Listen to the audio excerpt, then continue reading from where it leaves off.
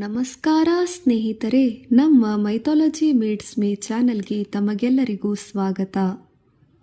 ನಮ್ಮ ಭಾರತದ ಸಂಸ್ಕೃತಿಯು ಪ್ರತಿಯೊಂದು ತಿಥಿಯಲ್ಲೂ ಅರ್ಥಪೂರ್ಣ ತತ್ವವನ್ನು ಒಳಗೊಂಡಿದೆ. ಅಂತಹ ಪವಿತ್ರ ದಿನಗಳಲ್ಲಿ ಅತ್ಯಂತ ಮಹತ್ವದ ಒಂದು ದಿನವೆಂದರೆ ಅದು ಕಾರ್ತಿಕ ಅಮಾವಾಸ್ಯೆ. ಇದು ಕೇವಲ ಅಮಾವಾಸ್ಯೆಯ ರಾತ್ರಿ ಅಲ್ಲ, ಇದು ಅಂಧಕಾರದ ಕತ್ತಲೆಯಿಂದ ಬೆಳಕಿನತ್ತ ಸಾಗುವ ನಮ್ಮೆಲ್ಲರ ಆಧ್ಯಾತ್ಮಿಕ ಯಾತ್ರೆಯ ದಿನವಾಗಿದೆ. ಅಮಾವಾಸ್ಯೆ ಎಂಬ ಪದದ ಅರ್ಥ ಅಮಾವಾಸ್ಯೆ ಶಬ್ದವೇ ಎರಡು ಭಾಗಗಳಿಂದ ಬಂದಿದೆ. ಅಮ ಅಂದರೆ ಸಂಪೂರ್ಣತೆಯ ಒಗ್ಗಟ್ಟು, ವಾಸ್ಯೆ ಅಂದರೆ ವಾಸ ಮಾಡುವುದೆಂದು ಅರ್ಥವಾಗಿದೆ. ಸಂಪೂರ್ಣ ಅರ್ಥ ಅಂದರೆ ಚಂದ್ರನ ಕಿರಣಗಳು ಸೂರ್ಯನಲ್ಲಿ ವಿಲೀನವಾಗುವ ದಿನವಾಗಿದೆ ಹಾಗೂ ಇದು ಪ್ರಕೃತಿಯಲ್ಲಿನ ಸಮತೋಲನದ ಶಕ್ತಿಯನ್ನು ಸಹ ಸೂಚಿಸುತ್ತದೆ. ಯಜುರ್ವೇದದಲ್ಲಿ ಉಲ್ಲೇಖ ಇದೆ, ಅಮಾವಾಸ್ಯ ತಮೋನಾಶಿನಿ ಜ್ಯೋತಿಪ್ರದ, ಅಂದರೆ ಅಮಾವಾಸ್ಯೆ ಅಂಧಕಾರವನ್ನು ನಾಶ ಮಾಡಿ ಜ್ಞಾನ ಜ್ಯೋತಿಯನ್ನು ನೀಡುವ ತಿಥಿ. ಕಾರ್ತಿಕ ಮಾಸದ ಮಹಿಮೆ. ಕಾರ್ತಿಕ ಮಾಸವು ದೇವತೆಗಳ ಅತ್ಯಂತ ಪ್ರಿಯವಾದ ಮಾಸವಾಗಿದೆ. ಸ್ಕಂದ ಪುರಾಣ ಹೇಳುತ್ತದೆ, ಕಾರ್ತಿಕೆ ಮಾಸೆ ದೇವಾನಾಂ ಪ್ರಿಯಂ ಸರ್ವಂ ಕರೋತ್ಯಂ. ಅಂದರೆ ಕಾರ್ತಿಕ ಮಾಸದಲ್ಲಿ ಮಾಡಿದ ಪ್ರತಿಯೊಂದು ಸತ್ಕಾರ್ಯ ದೇವತೆಗಳಿಗೆ ಅತ್ಯಂತ ಪ್ರಿಯವಾಗಿದೆ. ಈ ಮಾಸವನ್ನು ಧರ್ಮಮಾಸ, ದೀಪಮಾಸ, ವಿಷ್ಣು ಮಾಸ ಎಂದು ಸಹ ಕರೆಯುತ್ತಾರೆ.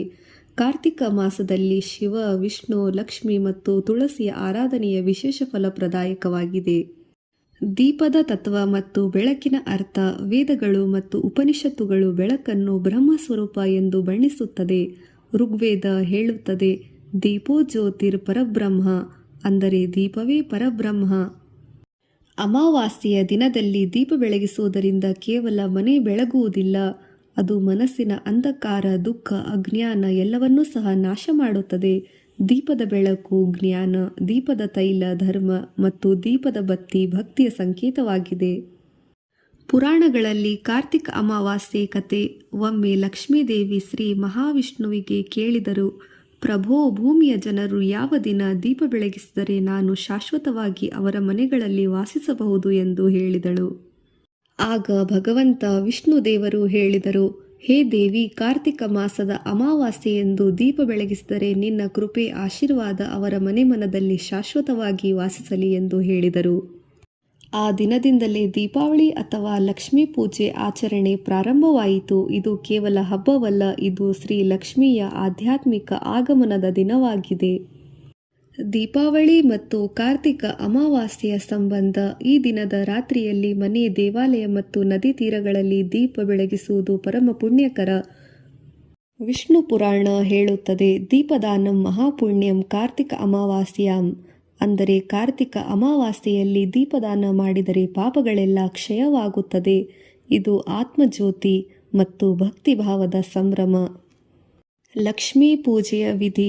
ಬೆಳಿಗ್ಗೆ ಗಂಗಾಜಲ ಅಥವಾ ತೀರ್ಥ ಜಲದಿಂದ ಸ್ನಾನ ಮಾಡಬೇಕು. ಮನೆ ಶುದ್ಧಗೊಳಿಸಿ ಪೂಜಾ ಸ್ಥಳದಲ್ಲಿ ತುಳಸಿ ಹಾಗೂ ದೀಪಾರಾಧನೆ ಮಾಡಬೇಕು. ಲಕ್ಷ್ಮೀ ದೇವಿಯ ಚಿತ್ರ ಅಥವಾ ಭಾವಚಿತ್ರ ಪ್ರತಿಬಿಂಬದಿಂದ ಯಾವುದೇ ಲಕ್ಷ್ಮೀ ಸ್ವರೂಪದ ಮುಂದೆ ಹೊಸ ತೈಲದ ದೀಪ ಬೆಳಗಿಸಿ ಹೂಗಳು, ಧೂಪ, ದೀಪ, ನೈವೇದ್ಯ, ಪಂಚಾಮೃತವನ್ನು ಅರ್ಪಿಸಬೇಕು. ರಾತ್ರಿ ಮನೆಯ ಎಲ್ಲ ಕೊಠಡಿಗಳಲ್ಲಿ ಕನಿಷ್ಠ ಒಂದು ದೀಪವನ್ನು ಬೆಳಗಿಸಬೇಕು. ಇದು ಲಕ್ಷ್ಮಿಯ ಆಮಂತ್ರಣದ ಸಂಕೇತ. ಶಾಸ್ತ್ರಗಳು ಹೇಳುತ್ತದೆ, ಯತ್ರ ದೀಪ ಸ್ಥಿತೋ ನಿತ್ಯಂ ತತ್ರ ಲಕ್ಷ್ಮಿ ಸದಾ ವಸತೆ, ಅಂದರೆ ದೀಪ ಇರುವ ಮನೆಯಲ್ಲಿ ಲಕ್ಷ್ಮೀದೇವಿ ಶಾಶ್ವತವಾಗಿ ವಾಸಿಸುತ್ತಾಳೆ. ಶಿವ ಪೂಜೆಯ ಮಹತ್ವ.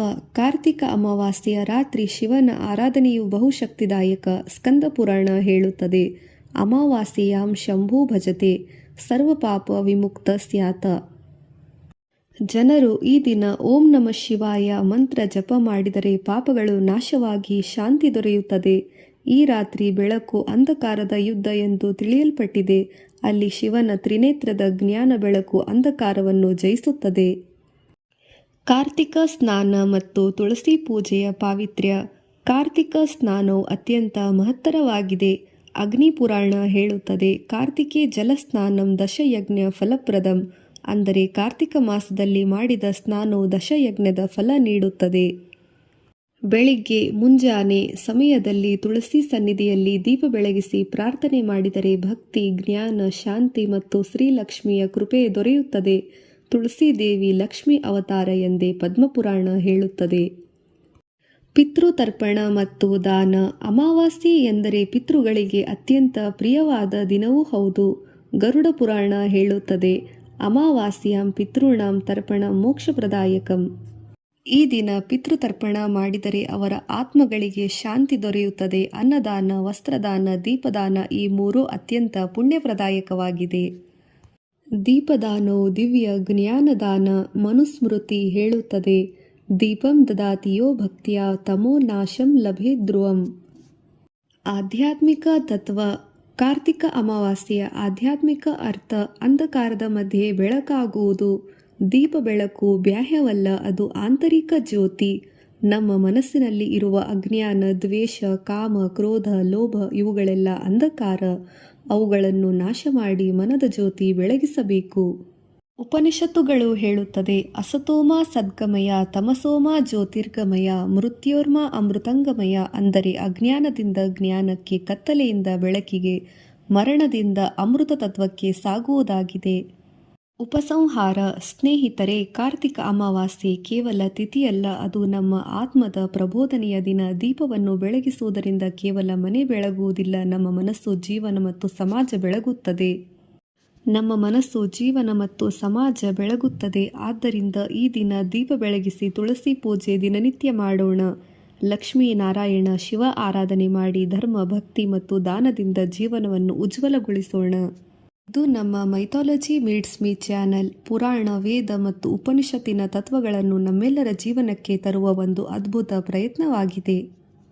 ನಿಮಗೆ ಇಂದಿನ ಈ ಪವಿತ್ರ ಕಥೆಯ ಅರ್ಥ ಇಷ್ಟವಾದರೆ ಲೈಕ್ ಮಾಡಿ, ಶೇರ್ ಮಾಡಿ ಮತ್ತು ಸಬ್ಸ್ಕ್ರೈಬ್ ಮಾಡಿ. ಧನ್ಯವಾದಗಳು.